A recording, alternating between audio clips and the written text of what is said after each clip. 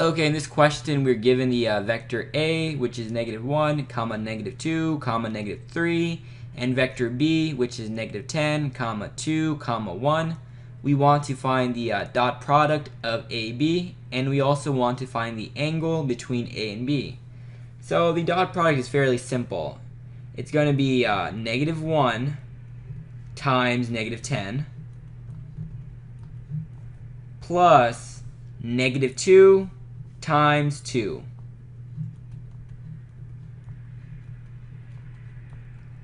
plus -3 times 1.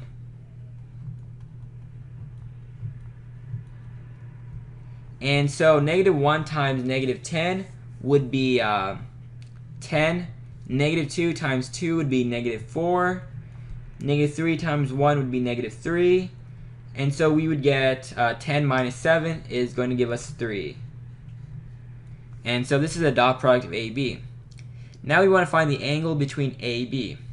Now there's a formula to this. It's A dot B, so we want a dot product of AB is equal to the magnitude of A times the magnitude of B times cosine theta, where theta is the angle between AB.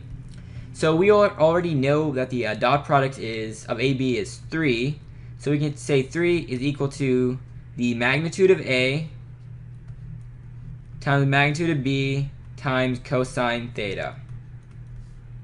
So we rearrange a little bit. We can say cosine theta is equal to 3 divided by the magnitude of A is going to be the square root -1 squared plus -2 squared plus -3 squared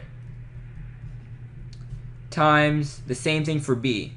And I'll just simplify it a little bit. So -10 squared is 100 plus 2 squared is 4 plus 1 squared is 1. And so we would get 3 divided by the square root.